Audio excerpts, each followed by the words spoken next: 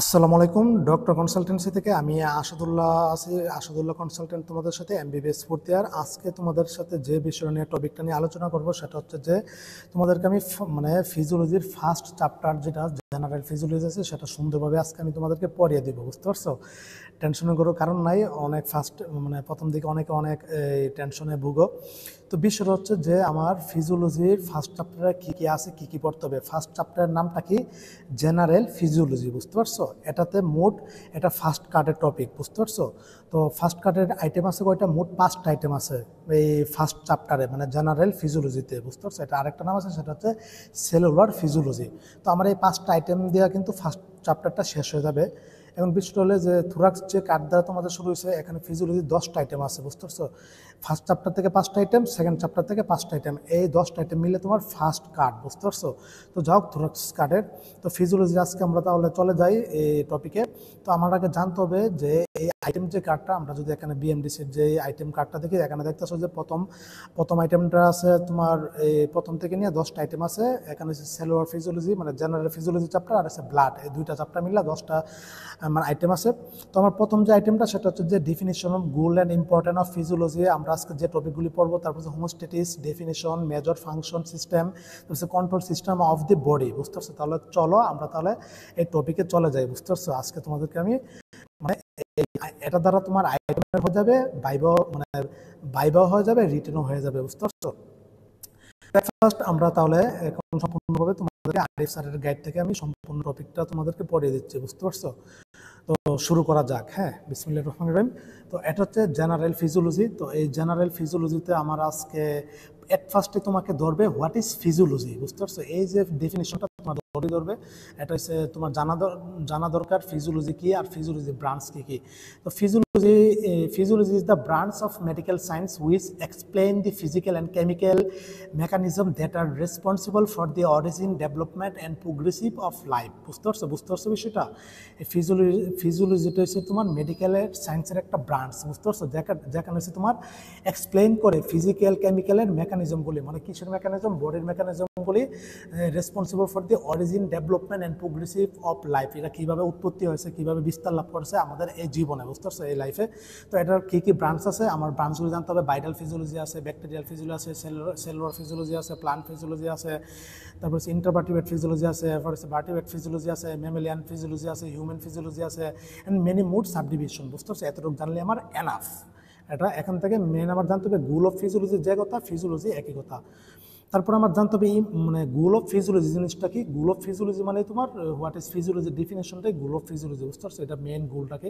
তারপর আমার ইম্পর্টেন্ট ধরতে পারে ফিজিওলজির ইম্পর্টেন্ট কী কী, এটা তোমরা এখান থেকে পড়ে নিবা। এই ফিজিওলজির ইম্পর্টেন্টের মাধ্যমে আমরা মেডিসিন সায়েন্সটাকে বিস্তৃতভাবে জানতে পারি। তারপর হচ্ছে তোমার এই বডির যে মেকানিজম, এগুলো origin, development and progressive of life সম্পর্কে আমরা জানতে পারি। তারপর হচ্ছে তোমার ক্যারেক্টারিস্টিক অ্যান্ড মেকানিজম, আমরা বডির মেকানিজমগুলো আমরা জানতে পারি লিভিং বডির। তারপর হচ্ছে তোমার 3 নম্বর যে টপিকটা, 4 নম্বর যে বিষয়টা আছে সেটা হচ্ছে আমরা প্যাথোলজি জিনিসটা জানতে পারি, এমনকি ইমিউনোলজি, এমনকি ফার্মাকোলজিও এই ব্রাঞ্চের মাধ্যমে আমরা জানতে পারি, ফিজিওলজির ব্রাঞ্চের মাধ্যমে। তারপরে হচ্ছে তোমার এইগুলি হচ্ছে তোমার এমনকি হেলথ সায়েন্স সম্পর্কে আমরা এই ফিজিওলজি আমাদেরকে বিস্তৃত তো জানাই। বুঝতে পারছো? এটা হচ্ছে আমার ইম্পর্টেন্ট।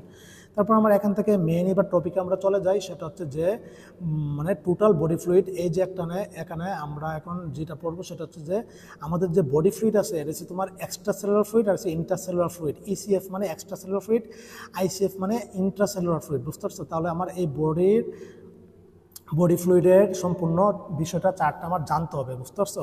তো এই টোটাল বডি ফ্লুইড দেহের মধ্যে কীভাবে আছে দেখো। আমাদের একজন ব্যক্তির ওজন যদি তোমার 70 কেজি হয়, তাহলে এই 70 কেজি বডিতে 60% হচ্ছে তোমার বডি ফ্লুইড আছে। 60% বডি ফ্লুইড কত লিটার বডি মানে এই ফ্লুইড আছে? 42 লিটার। বুঝতে পারছো? তো এটা যদি আমরা বডি ফ্লুইডটা দুই ভাগে ভাগ করা যায়, এক্সট্রা সেলুলার ফ্লুইড আর হচ্ছে intercellular fluid. Extra cellular fluid কয় লিটার আছে? 14 লিটার আছে। বুঝতে পারছো? আর হচ্ছে ইন্টারসেলুলার ফ্লুইড আছে 28 লিটার। এটা বায়োকেমিস্ট্রিতে এই জিনিসটা পড়ানো হবে। তারপরে হচ্ছে আমার যদি আমি এভাবে বলতে চাই 14 লিটার, যদি না বললেও তুমি সরাসরি এটা বলতে পারো যে বডি ফ্লুইড ফ্লুইডের 20%, তার মানে 1/3 বডি মানে বডি ওয়েটের 1/3, বুঝতে পারছো, অথবা 20%। এটা হচ্ছে এক্সট্রা সেলুলার ফ্লুইডটা, আর হচ্ছে ইন্ট্রাসেলুলার ফ্লুইডটা হচ্ছে আমার 40%, মানে 2/3, বুঝতে পারছো, এই বডি ওয়েটের। তারপরে হচ্ছে আমরা আবার এক্সট্রা সেলুলার ফ্লুইডকে আমরা দুই ভাগে ভাগ করতে পারি, একটা হচ্ছে ইন্টেস্টাইনাল ফ্লুইড আর একটা হচ্ছে প্লাজমা ফ্লুইড। ইন্টেস্টাইনাল ফ্লুইড আছে আমার দেহে কি 11 লিটার, আর হচ্ছে প্লাজমা ফ্লুইড আছে 3 লিটার। ইন্টেস্টাইনাল ফ্লুইডকে আবার আমরা 3 ভাগে ভাগ করতে পারি, একটা হচ্ছে তোমার ইন্টেস্টাইনাল লিম্ফ ফ্লুইড, তারপর আছে তোমার fluid in the dense connective tissue, তারপর হচ্ছে ট্রান্সসেলুলার ফ্লুইড, বুঝতে পারছো। তো ট্রান্সসেলুলার ফ্লুইড আবার 1 থেকে 2 লিটার আছে। তো ট্রান্সসেলুলার ফ্লুইডকে আবার কয়েক ভাগে ভাগ করা যায়, সিএসএফ, তারপর হচ্ছে ইন্ট্রাঅকুলার ফ্লুইড, তারপর হচ্ছে fluid in GIT respiratory tract, তারপর হচ্ছে ফ্লুইড ইন পেরিটেনাল স্পেসের মধ্যে আছে প্লুরাল ক্যাভিটি, তারপর হচ্ছে পেরিকার্ডিয়াল ক্যাভিটি, তারপর হচ্ছে peritoneal cavity, synovial cavity, cavity of the tunica vagina surrounding the testis. তো এই স্পেসগুলির মধ্যে ফ্লুইড আছে, বুঝতে পারছো। দেহের সম্পূর্ণ যত স্পেস আছে, যত ক্যাভিটি আছে, এগুলোতে কিন্তু ফ্লুইড আছে। তো এই জিনিসটা আমার ধরবে, বুঝতে পারছো। ভাইবাতে এখানে আরেকটা প্রশ্ন ধরবে, why the total body water is less in case of women than men. বিষয়টা হচ্ছে যে কেন পুরুষের দেহে মানে মহিলাদের দেহে কম বডি ফ্লুইড থাকে মানে পুরুষের তুলনায়। বিষয়টা হচ্ছে যে total body water is less in the case of women that men's about 50%, because women normally have more body fat than men. মানে মহিলাদের দেহে বেশি ফ্যাট থাকে, তো এই ফ্যাটের কারণে হচ্ছে তোমার বডি ফ্লুইডটা কি কম থাকে, বুঝতে পারছো, মানে পুরুষের তুলনায়। তারপরে এখান থেকে what is ECF, what is ICF, এটাও তোমার ধরতে পারো। এগুলি ফিজিওলজি বায়োকেমিস্ট্রিতে পড়া হবে, এই ডেফিনেশনটা তুমি পড়ে নিবা। তো এই যে মোস্ট ইম্পর্টেন্ট একটা টপিক, এই চারটা তোমার ধরবে, ফিজিওলজিতে বলো, বায়োকেমিস্ট্রিতে পড়ো। এটা হচ্ছে তোমার ইসিএফ অ্যান্ড আইসিএফ এর তোমার মানে কম্পোজিশন, এমনকি অ্যানায়ন ক্যাটায়নের সম্পূর্ণ মানে ভ্যালুটা তোমার ধরবে, বুঝতে পারছো। তাহলে আমরা ইসিএফ এক্সট্রা সেলুলার ফ্লুইড, এমনকি ইন্টারসেলুলার ফ্লুইড আমার কী মানে আয়ন ক্যাটায়ন আর আছে আয়ন আছে, দেখো এই চারটা তোমার সারা জীবন কাজে লাগবে, বুঝতে পারছো। এই যে আমরা সিবিসি ইলেকট্রোলাইটগুলি, এগুলো কিন্তু আমার দরকার পড়ে, বুঝতে পারছো। তো সোডিয়াম আছে তোমার 135 থেকে 145 মানে ইকুইভ্যালেন্ট পার লিটার, বুঝতে পারছো, মিলি ইকুইভ্যালেন্ট পার লিটার।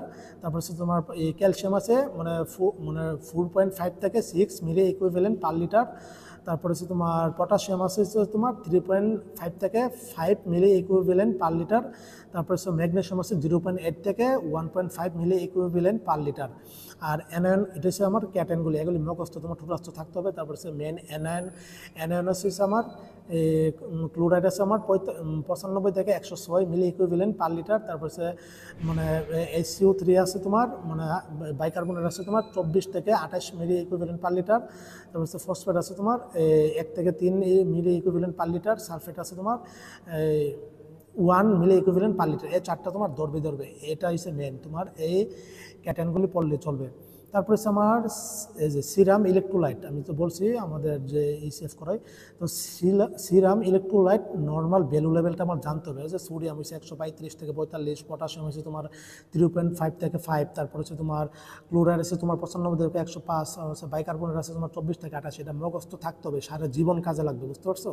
তারপর হচ্ছে আমার এই হ্যাঁ এগুলি মেনে ইলেকট্রোলাইট, এটা বাইবাতে ধরবে তোমার, এখানে আর কোনো কিছু পড়া লাগবে না। তারপরে হচ্ছে ইসিএফ আর আইসিএফ এর ডিফারেন্সগুলি, এটা তোমার বায়োকেমিস্ট্রি হয়ে যাবে, এই চারটা বায়োকেমিস্ট্রিতে আছে। এদিক দিয়ে আমার আর কোনো কিছু পড়া লাগবে না। এবার মেন টপিকে আসি, সেটা হচ্ছে যে হোমোস্ট্যাটিস, বুঝতে পারছো। এই এখন হচ্ছে আমরা মেন টপিকে ঢুকতেছি। মেন টপিকটা কি? হোমোস্ট্যাটিস অ্যান্ড ইন্টারনাল এনভায়রনমেন্ট। ডেফিনেশন ধরবে, what is হোমোস্ট্যাটিস।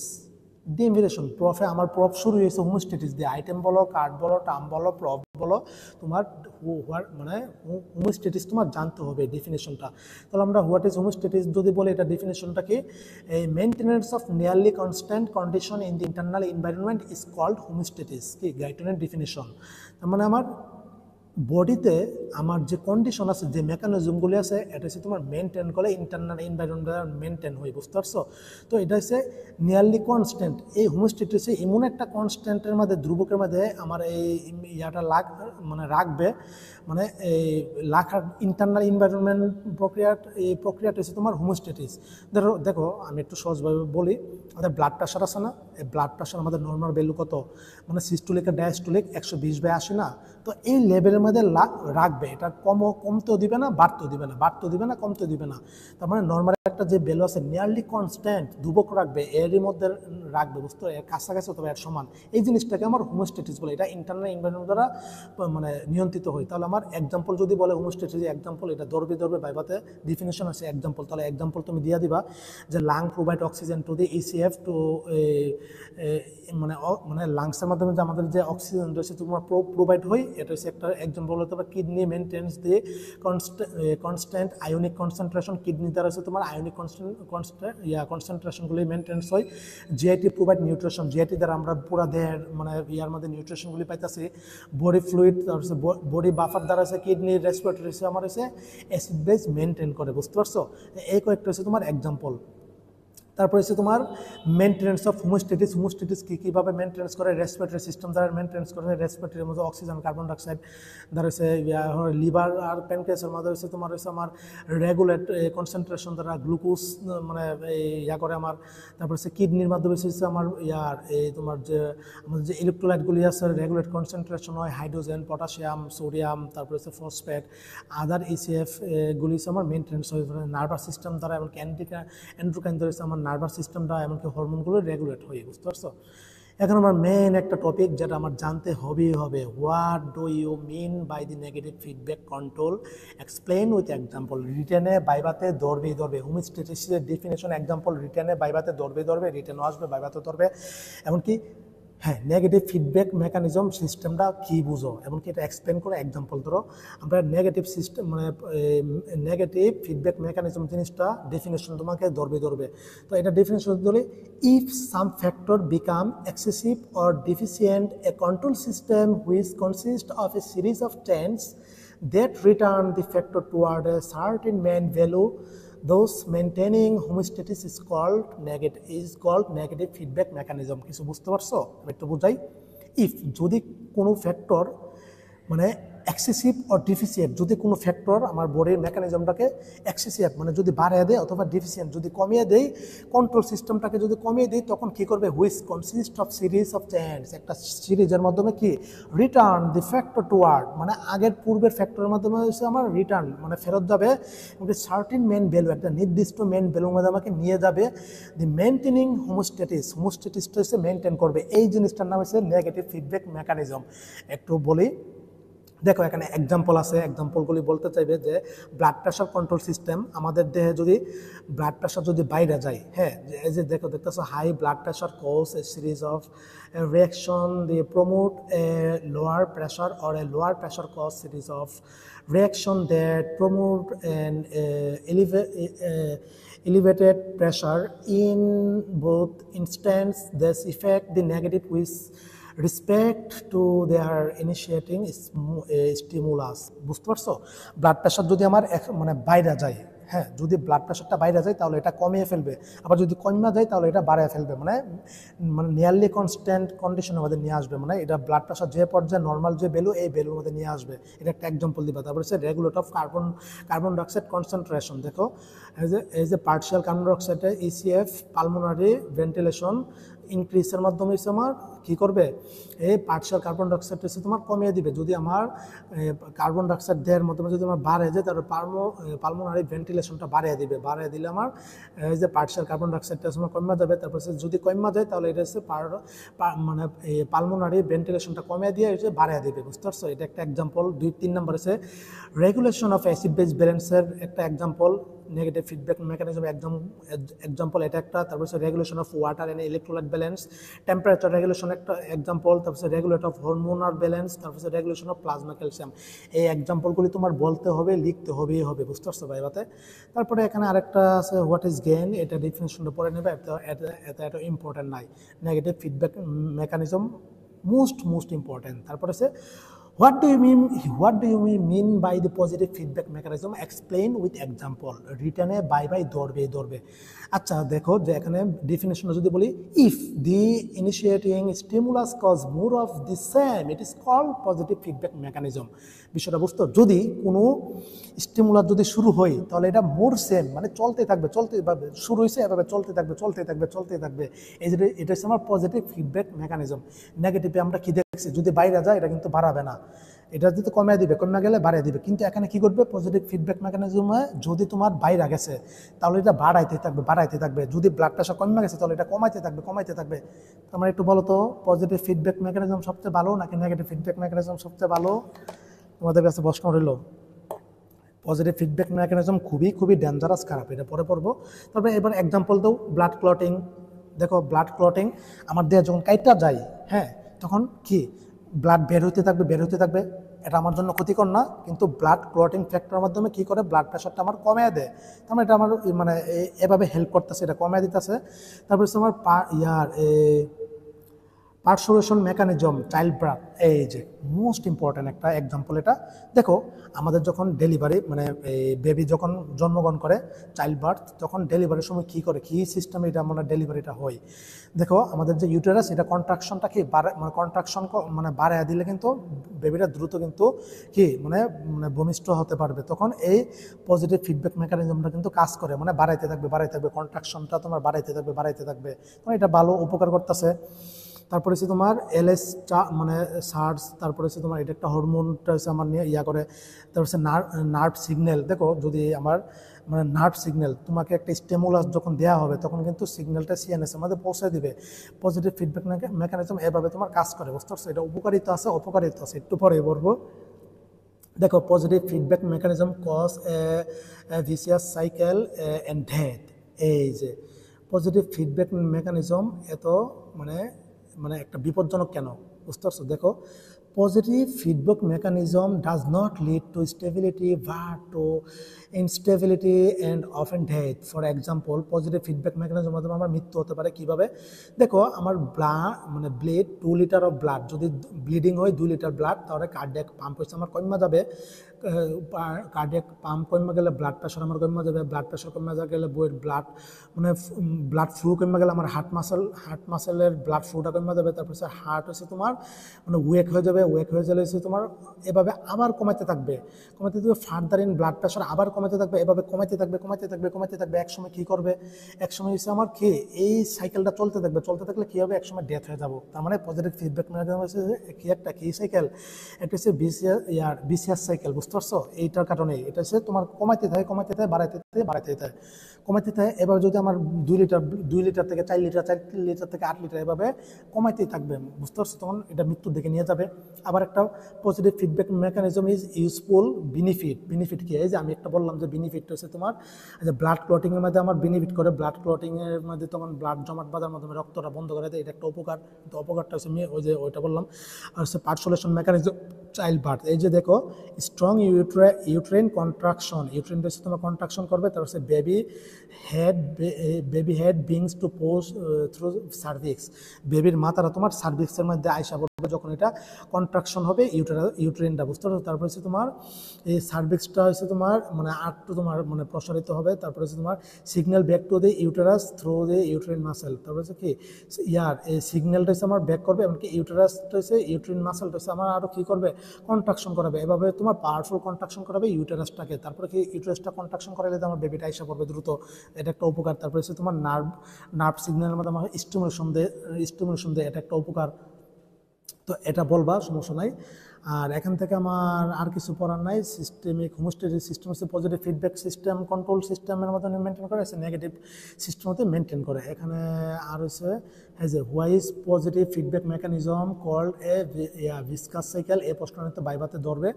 Positive feedback mechanism does not lead to the stability but instability and often death. It is once some factor become excessive or deficient and ultimately reach a lethal level. Consequently homeostasis is lost and death result. This is the why positive feedback mechanism is called the viscous cycle, viscous cycle, vicious cycle. তো মানে positive feedback mechanism বিপজ্জনক বলা হয় কেন, এটার জন্য। এটা পজিটিভটা হচ্ছে মাঝে মধ্যে আমার মানে এই মৃত্যুর দিকে নিয়ে যায়, বুঝতে পারছি? এটার জন্য হচ্ছে ভিসিয়াস সাইকেল বলা হয়। তো এখান থেকে আমার আর কিছু পড়া হবে না ভাইবার জন্য। তারপর হচ্ছে আমার পড়তে হবে ভাইবার জন্য আর কী কী ধরবে, এগুলো কিন্তু ধরবে, বুঝতে পারছো? ভাইবাতে প্রফে ইন্টারনাল এনভায়রনমেন্ট বলতে কী বুঝছো, এটা রিটার্নও আসতে পারে, ভাইবাতে ধরতে পারবে। ইন্টারনাল এনভায়রনমেন্ট জিনিসটা হচ্ছে আমার একটু তোমাকে সহজভাবে বুঝাই দিই। ECF contain ion and nutrition essential for maintenance of cellular life and provide essentially the same environment for the all cell of the body. So ECF is called internal environment. মানে internal ইসিএফকে কেন internal environment বলা হয়, এই প্রশ্নটা কিন্তু ভাইবাতো ধরবে। দেখো ECF এর মধ্যে আমার কী কী কন্টেন্ট করে, আয়ন আর হচ্ছে ক্যাটায়নগুলি, আমার নিউট্রিশন, এগুলি হচ্ছে আমার ইসিএফ এর মধ্যে থাকে এক্সট্রা সেলুলার ফ্লুইডের মধ্যে। তো এই এক্সট্রা সেলুলার ফ্লুইড হচ্ছে আমার এই সেলুলার লাইফের জন্য মোস্ট ইম্পর্টেন্ট, বুঝতে পারছো? তো এই তোমার এই এনভায়রনমেন্টটা হচ্ছে তোমার ইন্টারনাল এনভায়রনমেন্ট মাধ্যমে আমার এগুলি নিয়ন্ত্রণ হয়। তো এই জিনিসটি বলতেছে যে ইন্টারনাল এনভায়রনমেন্টের মাঝে এই ক্যাটন নিউট্রিশন এগুলি যেমন একটা ব্যালেন্সের মধ্যে থাকে, এই জিনিসটাকে হচ্ছে তোমার ইন্টারনাল এনভায়রনমেন্ট বলে। আর ইন্টারনাল এনভায়রনমেন্ট হচ্ছে ইসিএফটাকে হচ্ছে তোমার ইন্টারনাল এনভায়রনমেন্ট এই কারণে বলে, এটাতে হচ্ছে তোমার আয়রন আর নিউট্রিশন ক্যাটন এগুলি হচ্ছে তোমার গ্লুকোজ এগুলি হচ্ছে তোমার অবস্থিত, বুঝতে পারছো? তারপর হচ্ছে ফাংশন অফ ইন্টারনাল এনভায়রনমেন্টের ফাংশন কী কী বলে আছে, এটা তো ধরতে পারে, এটা পড়া নিও যেগুলি বললাম এগুলি। তো এখান থেকে আর কিছু কিছু ধরবে না। তারপর হচ্ছে control system of the body, এই জিনিসটা একটু ধরতে পারে যে আমাদের দেহের মধ্যে কন্ট্রোল সিস্টেম কী কী আছে। দেখো human body has literally 1000 of control system আছে। The most initiated of this are the genetic control system. Genetic control system দ্বারা হচ্ছে আমাদেরকে বেশিরভাগে এই জিনিসগুলি নিয়ন্ত্রিত হয়, বুঝতে পারছো? তাহলে কী কী কন্ট্রোল সিস্টেম আছে, cardiovascular system, digestive, endocrine, immuno system, তারপরে হচ্ছে musculoskeletal system, nervous system, reproductive system, respiratory system, urinary system, এগুলো হচ্ছে আমার বডির কন্ট্রোল সিস্টেম, বুঝতে পারছো? তো এগুলো হচ্ছে তোমার কম্পোনেন্ট কী কী আছে, কার্ডিওভাস্কুলার মধ্যে হার্ট আছে, ব্লাড ভেসেল আছে, ব্লাড আছে, ডাইজেস্টিভের মধ্যে আছে গ্যাস্ট্রোইন্টেস্টাইনাল ট্রাক আছে, লিভার আছে, প্যানক্রিয়াস আছে, এন্ডোক্রাইনের মধ্যে এন্ডোক্রাইন গ্ল্যান্ড আছে, ইমিউনের মধ্যে হচ্ছে তোমার থাইমাস, স্প্লিন, লিম্ফ নোড, তারপরে হচ্ছে তোমার হোয়াইট ব্লাড সেল আছে, তারপরে হচ্ছে তোমার মাস্কুলোস্কেলেটাল মধ্যে স্কেলেটাল মাসেল অ্যান্ড বোনস আছে, নার্ভাস সিস্টেমের মধ্যে ব্রেন আছে, স্পাইনাল কর্ড আছে, রিপ্রোডাক্টিভ মধ্যে গুনার আছে, পেনিস আছে, ভ্যাজাইনা আছে, ইউটারাস আছে, রেসপিরেটরি আছে, লাংস আছে, ইউরিনের মধ্যে আছে কিডনি, ব্লাডার আছে। এটা তো ইম্পর্টেন্ট না, জানার জন্য পড়বা কি মেজর ফাংশন, এগুলি ফাংশন একটু পড়বা এটা জানার জন্য। তো আমার এই ছিল ফার্স্ট আইটেম। দেখো এখান থেকে সেকেন্ড আইটেম শুরু হবে সেল ফাংশন, এটা পরবর্তীতে আমি সেকেন্ড আইটেমটা পড়াই দিব। সেল ফাংশন কী কী তোমার পড়তে হবে, এই ফার্স্ট আইটেমে তোমার এইগুলি তোমাকে জিজ্ঞাসা করবে। আমরা যদি আবার একটা ডিভিশনে যাই, তাহলে যদি আমরা আইটেম কার্ডটা দেখি, তাহলে দেখো এখানে প্রথম আইটেমে কী কী টপিক ছিল, যে বিএমএসের যে আইটেম কার্ড, তোমার কলেজ আইটেম কার্ড, এই topic definition, goal of important and physiology, হোমিওস্ট্যাটিস, definition, function system, তারপর হচ্ছে control system of the body, ওই যে সিস্টেমগুলি বললাম কিছুক্ষণ আগে, কন্ট্রোল সিস্টেমের বডি, তারপর হচ্ছে তোমার positive feedback mechanism, negative feedback mechanism, এগুলি ডিফিনিশন, এক্সাম্পল, ধরবে মেকানিজম বলতে পারলে তুমি, এই টপিকগুলি বলতে পারলে তুমি ভালো একটা মার্ক পাবা, এমনকি ভালো একটা সেরা রেজাল্ট করতে পারবা। হ্যাঁ, তারপর দ্বিতীয় আইটেমটা হচ্ছে cell function of the cell member and cell organ, এটা আমি পরবর্তীতে তোমাদেরকে পড়িয়ে দেবো। এই ছিল, সবাই ভালো থাকো, সুস্থ থাকো, আশা করি তোমাদেরকে বুঝিয়ে দিতে পেরেছি। তোমাদেরকে মানে স্যাররা প্রফেসরদের লেকচার দ্বারা কতটুকু মানে বুঝতে পারছো আমি জানি না, কিন্তু আমি আমার সর্বাত্মক চেষ্টাটা করেছি তোমাদেরকে বুঝিয়ে দেওয়ার জন্য। অবশ্যই তোমরা জানাবা কেমন বুঝাইতে পারলাম, কেমন ডেমো দিতে পারলাম, বুঝতে পারছো? আমার জীবনের মোটামুটি প্রথম ক্লাস বলা চলে ফিজিওলজির। এই যে আইটেমগুলি, এই আইটেমটা আমি এক চান্সে ক্লিয়ার করতে পারিনি, বুঝতে পারছো? আইটেম দিতে গিয়ে অনেক বই পাইতাম, ডর মানে বই হতো, এগুলি পেন্ডিং গাইতাম, মানে পড়তাম না। এভাবে দীর্ঘ প্রায় 6-7 মাস, 1 বছর আমি কোনো আইটেমই দিইনি, বুঝতে পারছো? ফিজিওলজি, অ্যানাটমি, বায়োকেমিস্ট্রি, পরে আস্তে আস্তে আলহামদুলিল্লাহ আল্লাহ তাআলা সময়ের বরকত দিয়েছে, সিস্টেম ধরতে পেরেছে, এমনকি সব কিছু অতি সহজ হয়ে গেছে, বুঝতে পারছো? তো কেমন বোঝাইতে পারলাম একটু জানায়ও, সমস্যা নাই। এভাবে আরও চেষ্টা করব। আমার ক্লাস শেষ হওয়ার পরে আমি তোমাদেরকে ক্লাসটা এখন বৈশা টিউটর রুমে বসে আমি ক্লাসটা নিচ্ছি, বুঝতে পারছো? তো এবার বুঝতে পারতেছো কতটুকু তোমাদের জন্য কষ্ট করতেছি, তোমাদের উপকারের জন্য। তো সকলের জন্য অনেক অনেক শুভকামনা রইল। সবাই ভালো থাকো, সুস্থ থাকো। আসসালামু আলাইকুম ওয়া রাহমাতুল্লাহি ওয়া বারাকাতুহু।